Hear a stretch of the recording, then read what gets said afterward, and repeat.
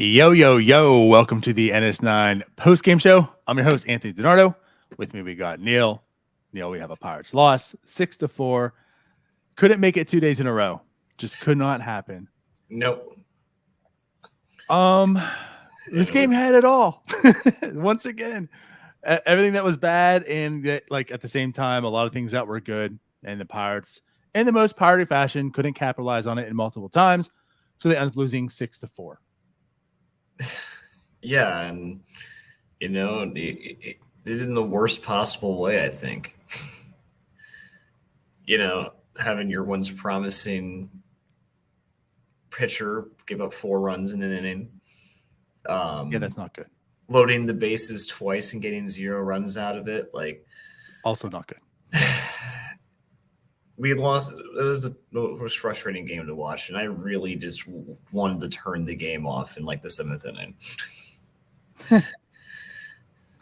But at the same time, the 9th inning came, and I'm glued to the TV. Yep, it's gonna happen. This Pirate team, for some reason or other, it's been awful, but during even the awful stretches, somehow or another, the 8th and 9th inning, they come alive, and they've won games that way. They've made games close and interesting.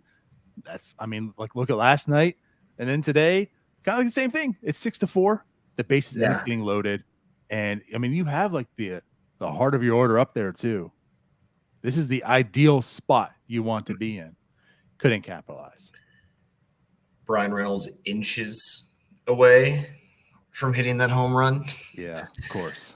Yeah, just everything hurts about tonight, and nothing you can really. There are positives, I guess, but it sure doesn't feel like there are. There are. Again, there are. But what's negative, I think, yes, kind of shadows everything.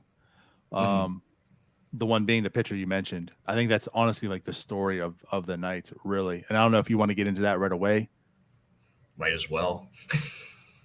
Roansy Contreras. And again, it's not to say it's this game's on his shoulders, but he had a big part of it. Mm-hmm. Obviously the twice that the bases were loaded, the Pirates didn't capitalize on. Big part of this game as well. But yes, Roansy, well, I guess rewind just a tad bit behind it. Osvaldo Bido kind of did what he needed to do. He's not a great pitcher, but he did what you just needed to do. He gave the team a chance to win 4 innings, 2 earned, right? Then Roansy comes in and looked awful. 1 inning pitched, 3 hits, 2 walks, 4 runs, 2 home runs. Mm-hmm. Neil. Well, the first thing I'll say is that it's not a good thing that Osvaldo Bido can't really go past 4 innings, and he's probably the 4th best starter on the team. It's really bad. And you can't get mad at Osvaldo Bido. He did his job today. You can't expect him to do a whole lot. He's a 27-year-old who got shelled in AAA this year. He's not that guy. Contreras, I used to be the biggest Oscar Marin defender. I thought he was a really good pitching coach, but I don't know how I can defend him or even be supportive of him when I've seen him, what he's done to Contreras and Ortiz. I don't know what he's done. I don't know what they're doing. It's funny you say that. I'm more on his side probably now than I've ever been. But my biggest thing, he was one of my biggest complaints for a while. And even when the Mitch Keller thing turned around, I said, great. He's a good triage person. He's not a good pitching coach. He's good at triaging. He tells you where to go to find success because it ain't from me. And again, I've backed off a little bit because I've seen some success, but there's been, we can talk about all the coaching, but Oscar Marin's kind of in that category as well. I think you could have talked about everybody but Marin. So I think we're leading to is it might be including Marin in that bubble as well. But I'm worried. And here's something I'm really worried on too. And we've kind of alluded to it, but we're not doctors. We're not pitching coaches. We're not with the team, but just Roansy being injured just screams at you, but yet he's still there pitching. So it's he can't be injured, right? It's weird because he might be injured, but is losing velocity something that is just so unsurprising from these pitchers? what happened to Luis Ortiz throwing 100-mile-an-hour sinkers? What happened to Roansy Contreras having that 97 pinpointing the zone like we were seeing last year? Like, I don't know what happens because you would think that the pitching philosophy should be like pretty like from any level, it's pretty consistent, right? Mm-hmm. Like it should be consistent. There should be like whatever reason, whatever they're telling people at the major league level, they aren't throwing their best stuff anymore. And this is a rebuild that is unfortunately going to hinge on how well our pitching prospects do. We aren't going to sign them, and Ben Sherrington doesn't seem like the guy who's really going to want to unload the prospect pool to get them. So these guys have to work. And to see how Oscar Marin is having these guys pitch, I don't know what he's doing. I don't know what the thought process is because they're not walking less people not throwing as hard. They're still walking people. Right. So what are we doing? I don't get it. Here's why I'm more worried on Roansy and less on Ortiz in the way you're kind of prefacing here. Ortiz, we saw what he had. Control was a bit of an issue. And of course, a third pitch, right? Something you want to see. Something you can get by with having two pitches, but you want to see a third pitch, a bit of the control. But yeah, I mean, that 100-mile-an-hour was pretty tantalizing. Like, that was exciting. Mm-hmm. And now it's 96, 97-ish, right? Yeah. And there's maybe rumors and talks swirling that maybe not go all out, like, sacrifice some of the velocity for more control. Not that that's happening, but the thought process of it makes sense. I can understand it. Maybe it's more of a development type of thing. That's not really what Roansy had to work on. No. So to tell him to sacrifice velocity for control wouldn't be like part of his development, like not to take the next step. Yeah. And then also in the same sense, like 100 to 96, 97, still, albeit 3 to 4 mile per hour drop off. 96, 97 is still pretty sexy, right? Yeah. Yeah. 97 is what Roansy was averaging. Now, go back to last April, right? He was exclusively in the bullpen for the Pirates. He was averaging 97 miles an hour in the bullpen. Mm-hmm. Currently, right now, he's sitting at basically 93 tonight. 93. That is super alarming to me. It is. So not only just like he's just not a good pitcher, but again, the fact that the velocity is down so much. And again, this isn't in relief. This isn't as a starter where he's throwing 93 right now. This is in relief that he's throwing 93. I'm worried. Like, that panic button is smashed right now. No, and he looks completely defeated every time he's out on the mound. Like, it's not just a stuff thing. Like, he doesn't look like he wants to be there. And it is a problem, especially since he's such a fastball heavy pitcher. Like, one of his biggest things coming up was his fastball. The fact that I think it's now a bottom 5 pitch in baseball and it keeps dropping off in terms of velocity means that something is not right. Right. And it almost makes you wonder because, like, they sent Ortiz down. So we're thinking, oh, I guess they think Contreras is going to be going back into the rotation. You can't send him back into the rotation like this. And if he is hurt, he definitely can't.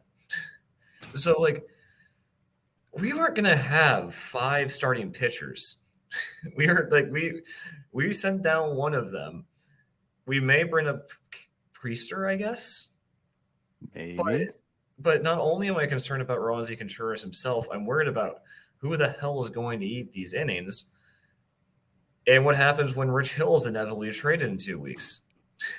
Because we all know what's happening. You know what? And take some of the pessimism away. Don't even talk about trade.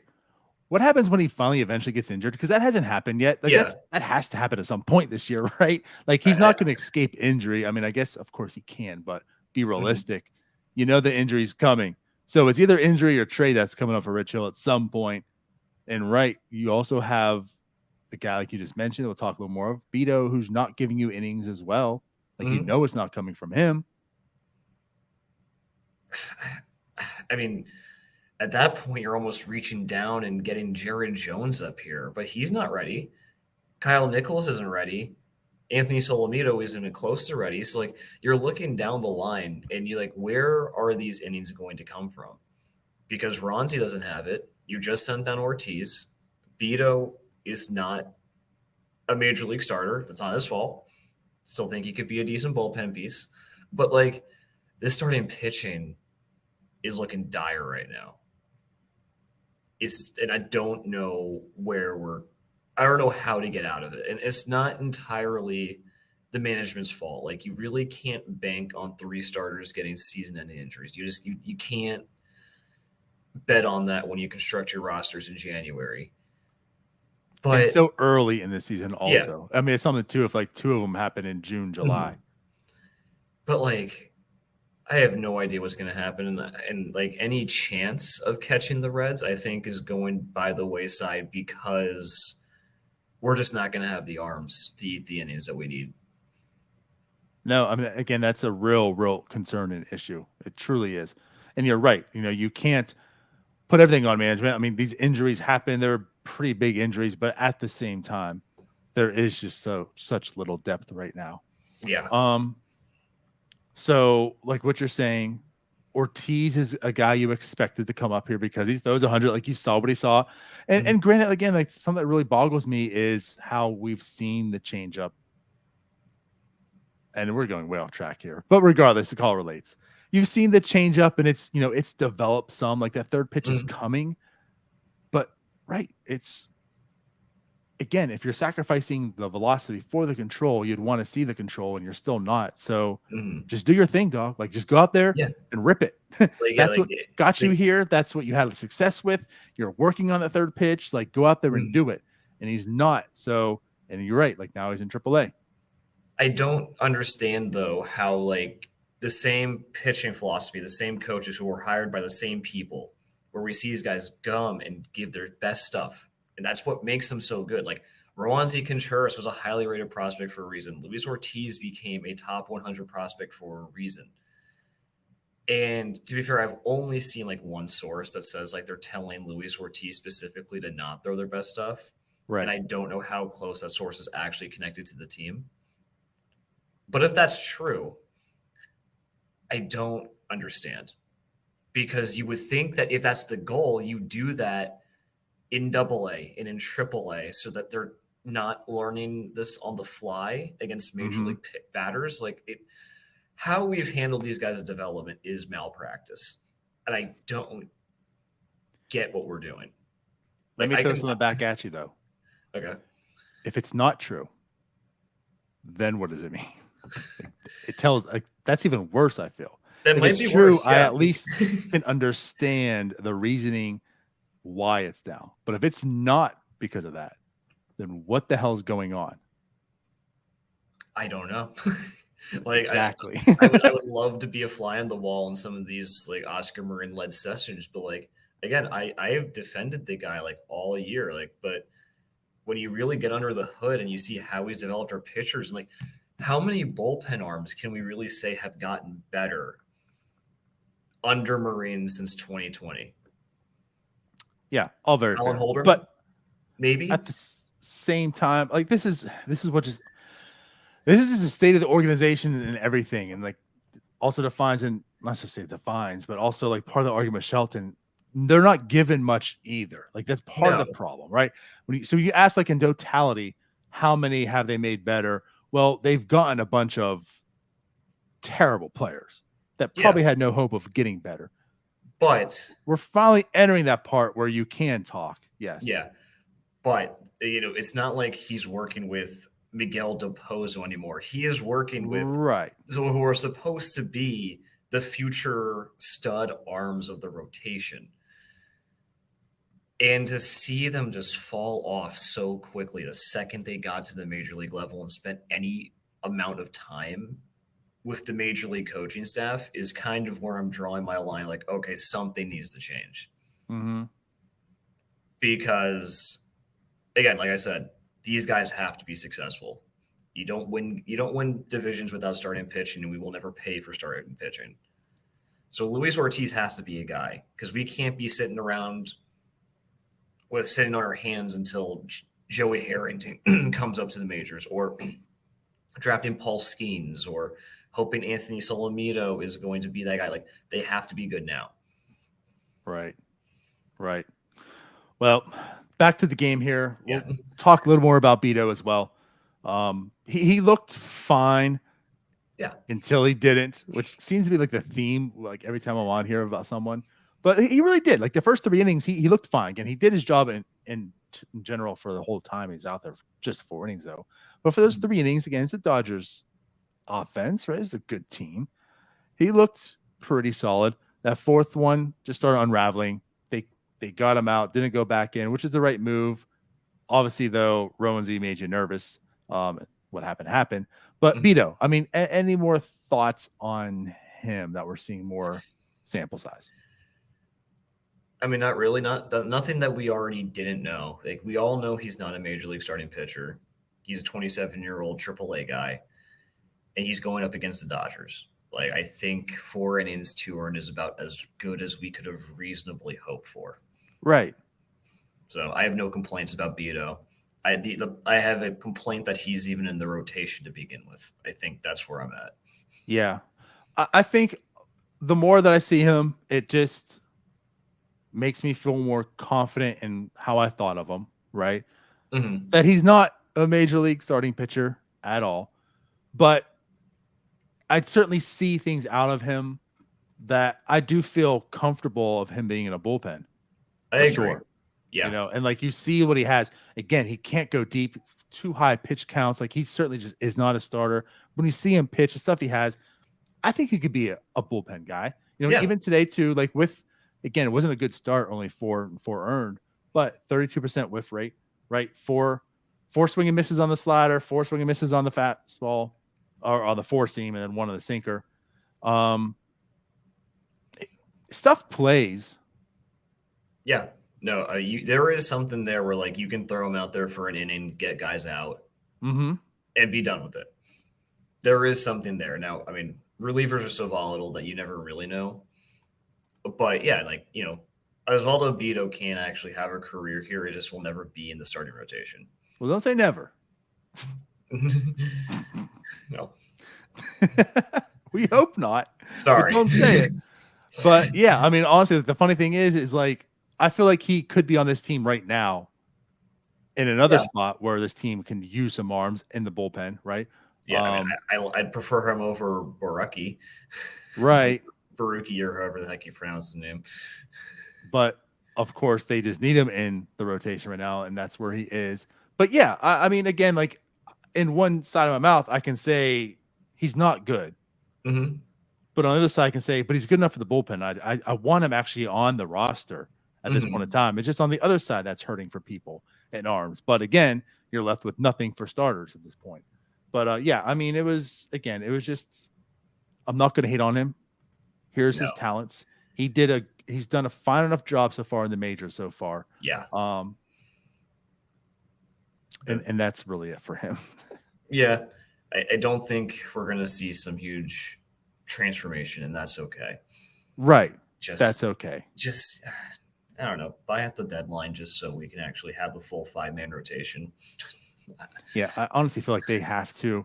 You jokingly said about, Rich Hill. I mean, they're probably, if this even keeps going down this hill, they're probably going to be both buyers and sellers for the fact of sell off your assets like Rich Hill and buy low on just journeyman arms or something. They're going to need arms. Like last year when the worry was how do you trade Quintana because you need 5 guys, I feel that worry is heightened even further this year. Yeah, I mean, that's what I'm saying. Like I think Rich Hill is gone anyway because how they get to the end of the year clearly doesn't matter to them. That's something that'll go like step by step because this year they don't really care about winning. There's a 4th place team. That's their projections. But right.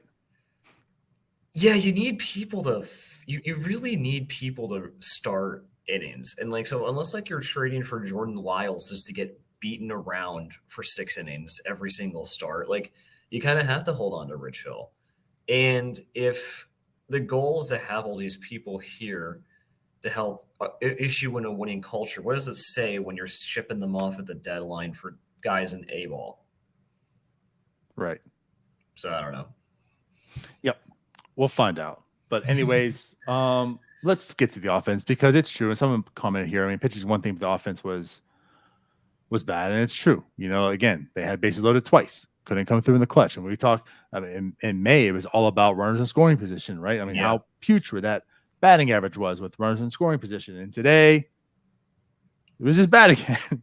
Runners in scoring position, again, bases loaded how many times? They were 2 for 9.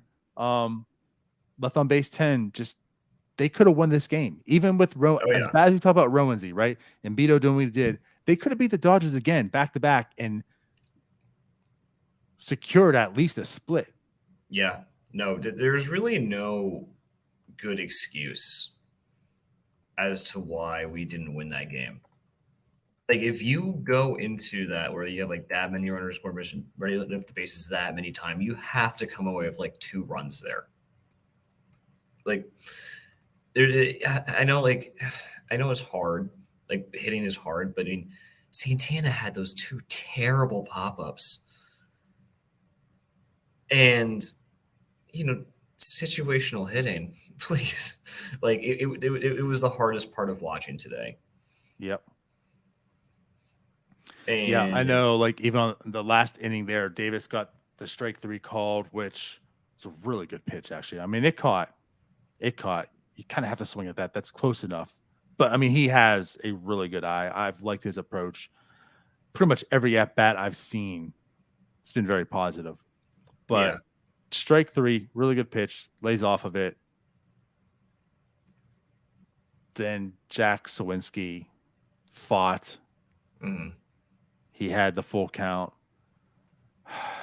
Terrible check swing. Ends the game on that. It just they were good enough to get you excited and then bad enough to disappoint you. Yeah, I mean, I don't even how to approach it because it was just, well, let's put it this way. I think a lot of it was just walking the bases loaded. When it came to actually getting the hits, we just weren't doing it. That's fair. I mean, Kutch walked, Reynolds walked. Connor Joe did have the double. Connor Joe did have the double, and especially with the leadoff double, like even before you get to the bases loaded, if you get a leadoff double, that run's got to come around and score. Like, if you get the leadoff double in the 9 hole, 1, 2, 3 coming up, that's got to score. Mm-hmm. Well, I'm really happy that we have to substitute our mentor out of the game when we need runs. But right. Sorry. We know. We all feel the pain that you're feeling right now. But it was just a frustrating game. And like, you can take the positives that we hit Bobby Miller hard today with some really good stuff that he was throwing around. And Jack Sawinski had a really great home run. Yep. So did Brian Reynolds. Brian Reynolds was 5 inches away from getting his second home run of the day. So it's not like, oh, the offense was terrible today, but it was enough to get it done. And that's unfortunate. For sure. I mean, Nick Gonzalez also 2 hits today. Nick Gonzalez is, I don't want to say quietly anymore because he's doing a pretty damn good job. I was worried about Nick Gonzalez this year. AAA strikeouts, just abysmal. And it just progressively got better and better. And he got the call, and the call made all the sense in the world at the time. But now he's facing major league pitching. So part of it was too, what is Nick Gonzalez? Is he just a guy who's not going to make it because the strikeout rates just don't make sense, right?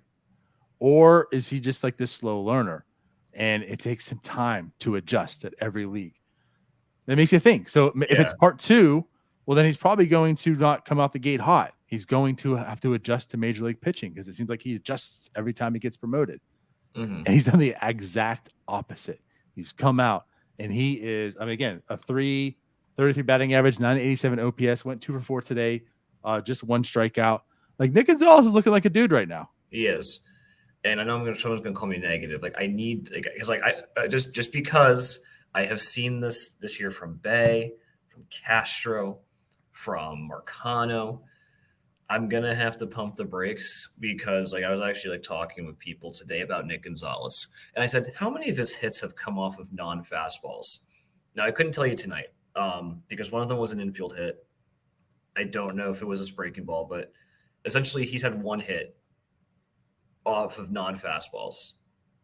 Okay, fair. And the worry was when he was coming up that he just did Right. not make good contact in zone against breaking balls. And so before I'm willing to like go that far,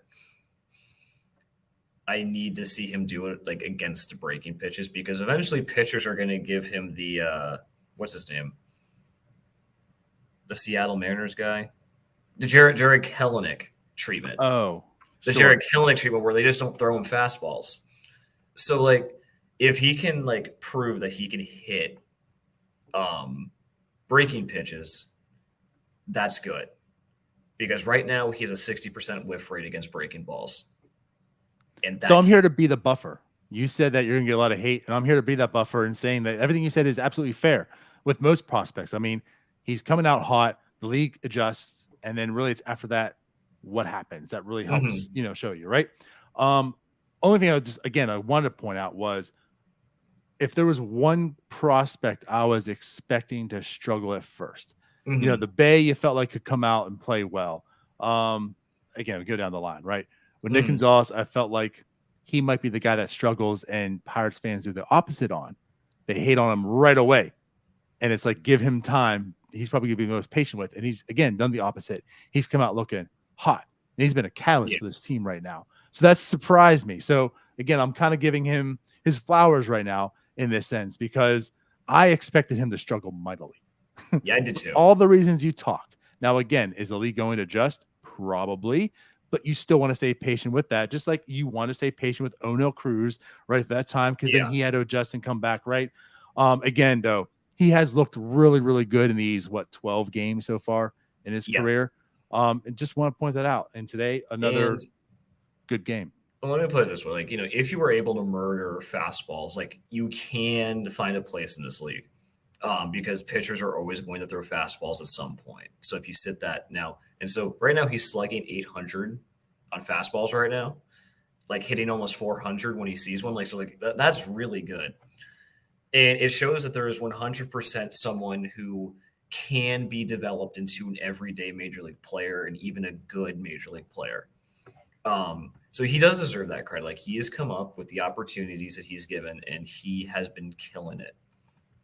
Yep. He's gotten extra base hits. He's hitting for home runs. He's driving in bases. Like he's not striking out nearly as much as I thought he would. So he 100% deserves that credit. For sure. I really, really hope that he figures out the breaking stuff too. Yes. Speaking of, again, offensively, going down the list here, just anyone stood out. Nick Gonzalez again did. He was the only person with multiple hits. But as a team, 9 hits, 5 walks, 12 strikeouts. It's pretty much what you'd imagine from this team, the way we talked today. No one had multiple hits except for Gonzalez, as mentioned. Sawinski had a decent game. He did. Again, he had the home run. He had the walk. He looked better at the plate again. He's been looking better at the plate. But it's also late night bucking. He's in LA.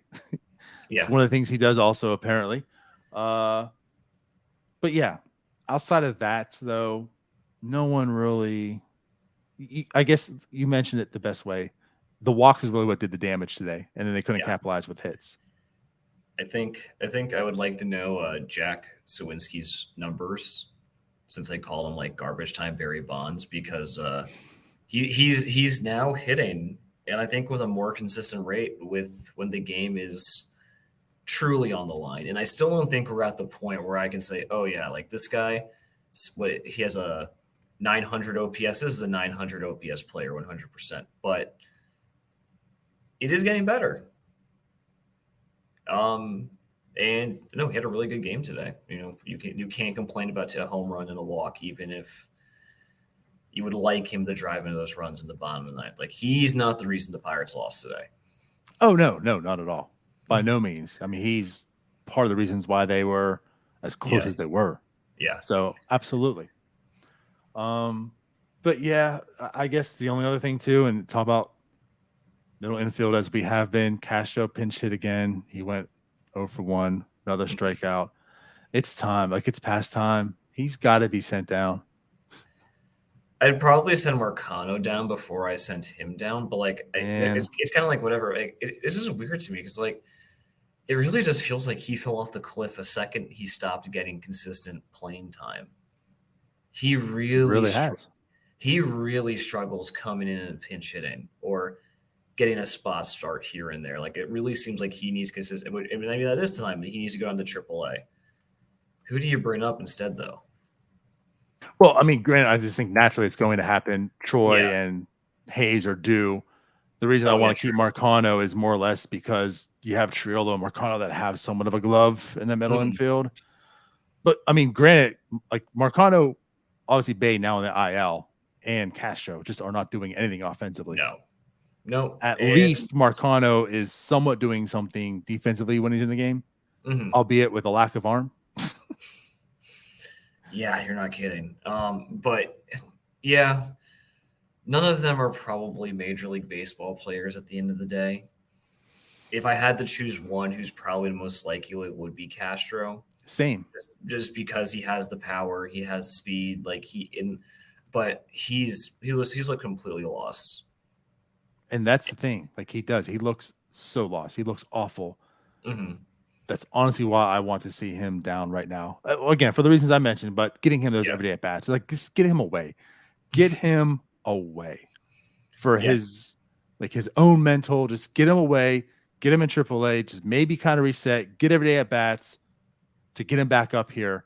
Hopefully fixed, at least to some degree. You can have Miguel Andujar mentor him down in AAA. Stop it. Stop it, Neil. Don't get him close to Miguel Andujar either. There's got to be somebody else. He'll teach him to beat the ball into the ground 60% of the time. At least he'll make contact with it. That's an improvement right now. I mean, Reynolds had a good game. I don't know. He did. Again, 1 for 4. He led off the scoring with a home run. He just missed the home run. And I don't like to go down this path too much, but it was that same at bat. That one strike he got called on was a ball that he didn't swing on. Like that also could have been a walk right there too, you know? And again, you can play that with a lot of people. So again, I don't like to use that too much as an excuse or anything, but yeah, I mean, he had a decent game. Yeah, and people were calling for him to be traded. Or I think I saw on Twitter yesterday how like he's like the worst contract in Pirates history. Well, anyone, yeah. The team doesn't spend money, but anytime they do, it's the worst contract in history. Yeah. So no, Reynolds will be fine. Yeah. I mean, he still has an 810 OPS on the season. Yeah. I understand the whole power, but he did hit home run today as well. Almost another one. Yeah, he's going to wake up, and I think the back was definitely affecting him before he went on the IL. So hopefully that's all fixed. I don't know. I guess I can't rag on Carlos Santana too much because he has been so good the past couple of weeks. He was just killer. I think today he was killer. Good way of putting it, because he has been hot, and he's been talk about people carrying. He's been doing a lot of that. Kutch has fallen into a very, very bad groove of late. Yeah, but again, I'm not going to harp on him too bad because every person goes through it, and he really hasn't seen it like at all so far this year. Yeah. So it is what it is. This is Kutch's moment. This happens to be at the time when Reynolds and Davis are in the lineup together, and now it's just Reynolds and Davis. And I was about to fly out to LA personally to fight Bickford, but it's okay. Hopefully McCutcheon's okay. Yeah, that too. But I mean, like even when McCutcheon falls into a rut, he's walking. Yep. So he's still like finding ways to be valuable. But yeah, I think they said like he was like 0 for his last 18 or something like that going into the 9th. Like he's definitely not hitting the ball well. But that's okay. I mean, again, he's the least of our issues. Very much so. And like you said, he still had 2 walks today. A leadoff guy, he got on base twice. So he is struggling with the bat, but he's still, like you said, finding ways to get on base. Still at a 123 weighted runs created plus, right? Whatever. So, all right. Anyways, awful game, but some excitement mixed in with it. And it's over. Pirates still do have the ability to tie the series tomorrow. So we'll find out if that happens. And I will be on to talk about it. So I don't think I will be. good for you. You can go to bed. There it is. All right. Well, then let's go to bed now. We'll Yeah, see everyone. Thanks for still tuning in tonight to watch and hear us talk about this game. We'll see you again tomorrow. And bye. Let's go, Bucks. Hey, you all. Thank you for watching. I know we try to provide the most entertaining content that we can, and we'd love to spread it to as many people as possible. So I know it doesn't seem like a lot, but if you could take the 5 seconds to like this video and subscribe to the page, it helps out so much more than you know. Thank you, and let's go Bucks.